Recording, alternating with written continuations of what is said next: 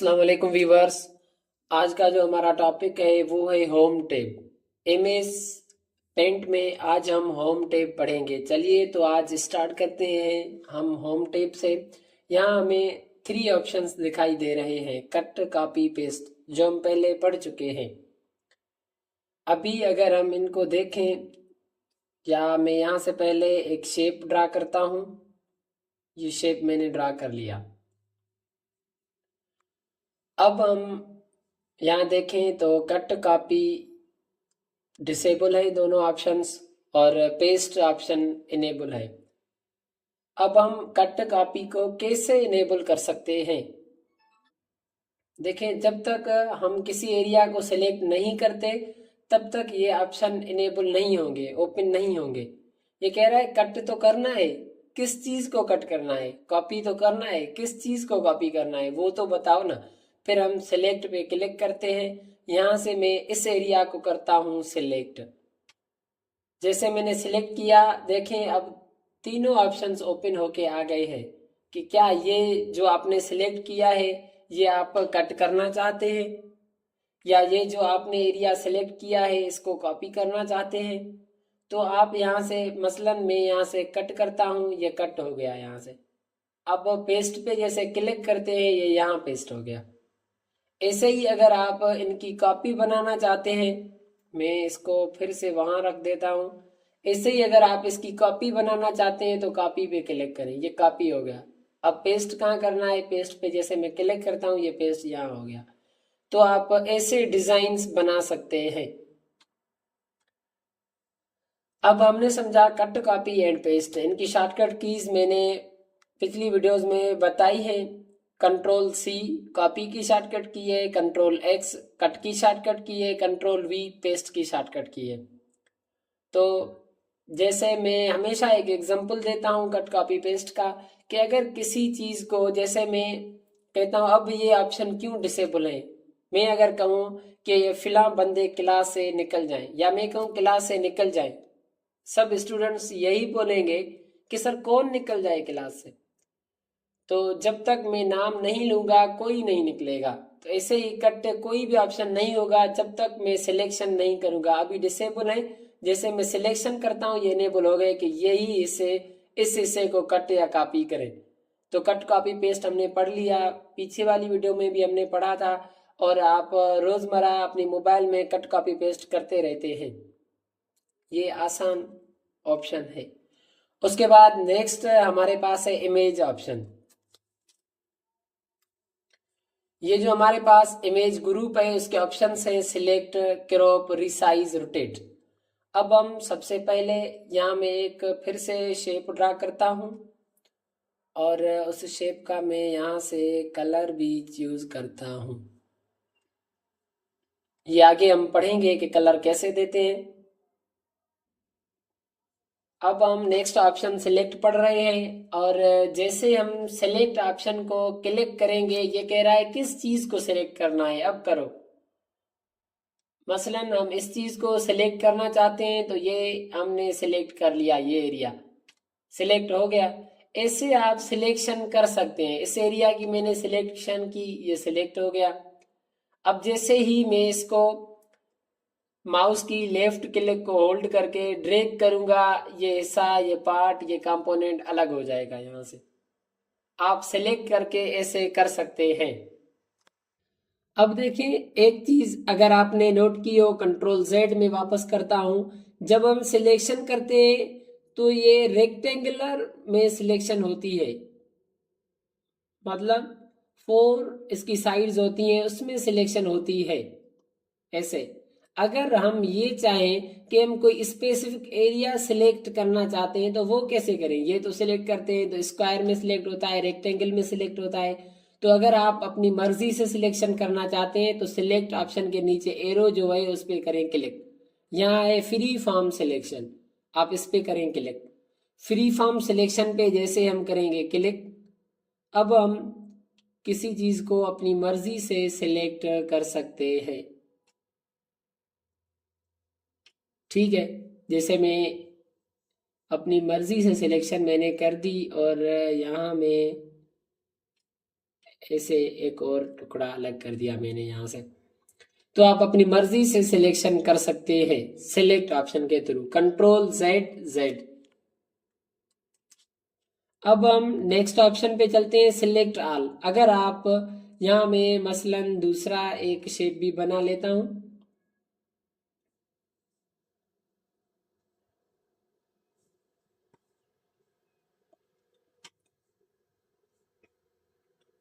मैंने 3 shapes draw कर दिए। अब किसी ने कहा कि सिर्फ इसको डिलीट करना है, सिर्फ इसको डिलीट करना है, ऊपर वाली एरो को। तो हम कैसे डिलीट करते हैं, रेक्टेंगल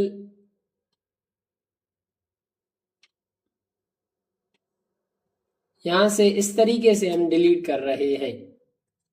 ये मैंने सिलेक्ट किया और डिलीट की को मैंने क्लिक किया, ये डिलीट हो गया। Control Z. आप ऐसे भी डिलीट कर सकते हैं या फ्री फॉर्म सिलेक्शन के थ्रू डिलीट कर सकते हैं। ऐसे मैं सिलेक्ट कर लेता हूं, ये सिलेक्ट हो गया, ये डिलीट। आप ऐसे भी डिलीट कर सकते हैं।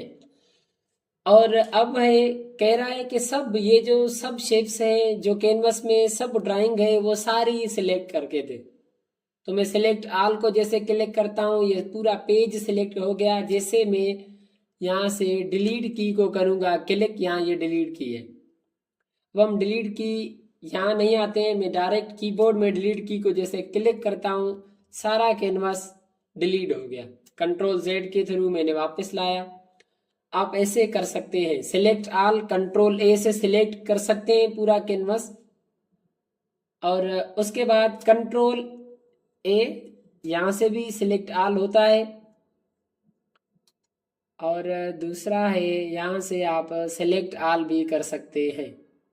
आप ऐसे कर सकते हैं, आप सिलेक्ट ऑल से पूरा पूरा कैनवस सिलेक्ट कर सकते हैं। उसके बाद कंट्रोल ए से भी पूरा कैनवस सिलेक्ट कर सकते हैं। अब क्वेश्चन ये है कि यहाँ बहुत सारे शेप्स आ गए हैं। मैं चाहता हूं सिर्फ ये एक शेप बचे, बाकी जो शेप्स हैं सारे डिलीट हो जाएं।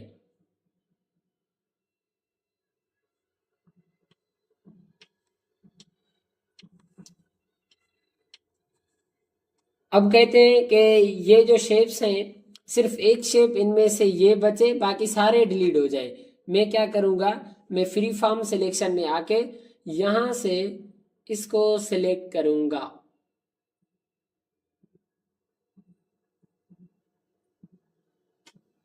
ये सिलेक्ट हो गया, ठीक है। जैसे मैंने एक शेप सिलेक्ट किया यहाँ से, और अब मैं यहाँ आता हूँ इनवर्ट सिलेक्शन पे। इनवर्ट सिलेक्शन का मतलब है जो शेप सिलेक्ट किया हुआ है उसके अलावा जो शेप्स हैं वो सारे सिलेक्ट हो जाएं, जो सिलेक्ट है वो डिसलेक्ट हो जाए। तो हम इनवर्ट सिलेक्शन करते हैं, पूरा कैनवस सिलेक्ट हो गया। अब हम क्या करते हैं, यहाँ से आके हम डिलीट पे करते हैं क्लिक। जैसे हम डिलीट पे करेंगे क्लिक, सारे शेप्स डिलीट हो जाएंगे। जो हमने इन्वर्ट किया था वो एक ही शेप बचेगा। आप ऐसे करके एक शेप बचा सकते हैं या जो चाहें उसको बचा सकते हैं कैनवस में से। उसके बाद अगर आप इसको डिलीट करना चाहते हैं शेप को, कंट्रोल जेड मैंने किया, कंट्रोल ए मैंने सिलेक्ट कर दिया पूरा कैनवस। और अब अगर आप यहाँ से डिलीट की को, डिलीट ऑप्शन जो है उस पर क्लिक करेंगे, ये सारे डिलीट हो जाएंगे। कंट्रोल जेड की मदद से मैं वापस लाता हूँ इनको। और आप डिलीट की से कीबोर्ड से भी डिलीट कर सकते हैं। कंट्रोल ए सिलेक्ट कर दिए हमने, डिलीट की जैसे मैंने क्लिक की, ये डिलीट हो गए। तो आप ऐसे डिलीट कर सकते हैं।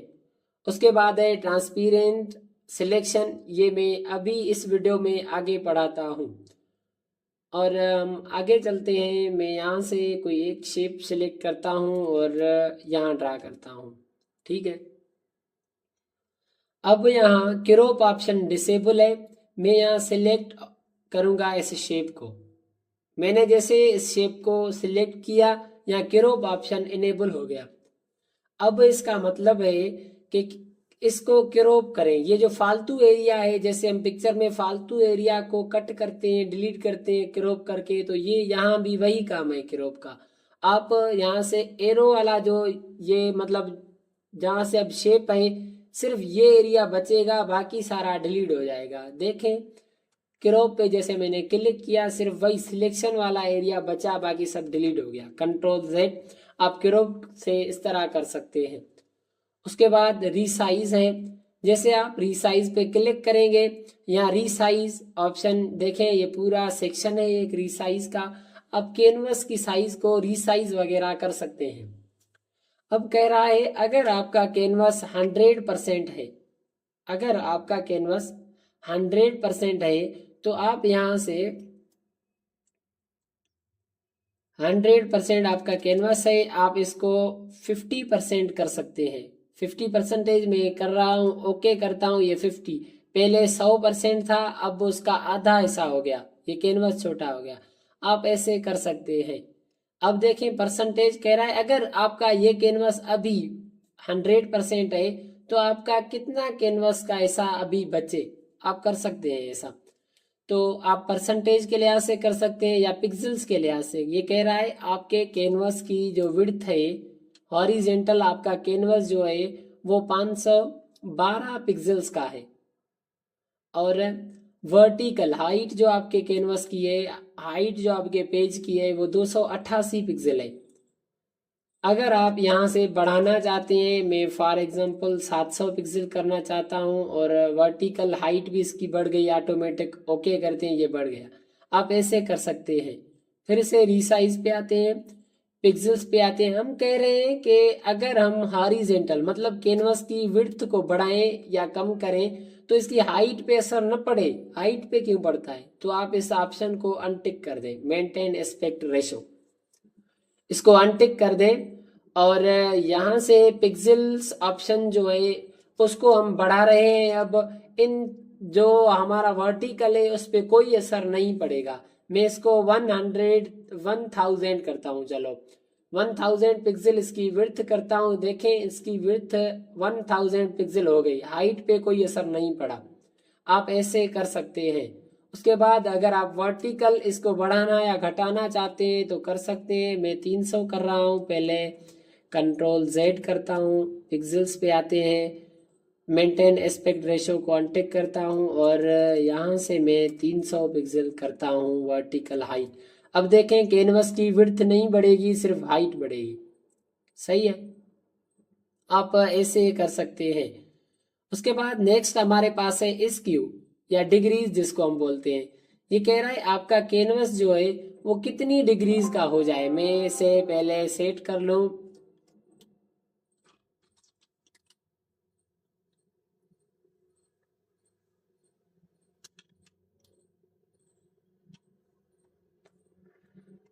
अब रिसाइज पे आते हैं, स्क्यू डिग्रीज हम यहाँ पे आते हैं और यहाँ से हॉरिजेंटल, ये कह रहा है हॉरिजेंटल कितनी डिग्रीज पे मूवमेंट हो आपका ये शेप या कैनवस। तो हम कह रहे हैं 90 डिग्री पे मूव हो हॉरिजेंटल।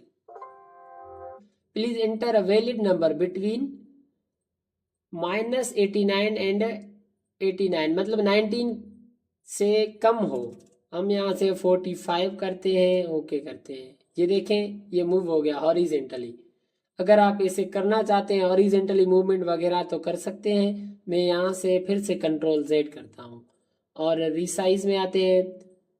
यहाँ से स्क्यू हाइट के हिसाब से वर्टिकली अगर आप इसको किसी डिग्रीज पे मूवमेंट करना चाहते हैं तो कर सकते हैं।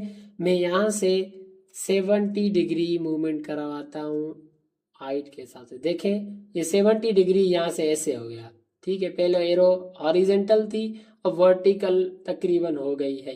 तो आप ऐसे रिसाइज के थ्रू ऑप्शन के थ्रू कर सकते हैं। उसके बाद हम नेक्स्ट ऑप्शन की तरफ बढ़ते हैं। यहाँ है रोटेट।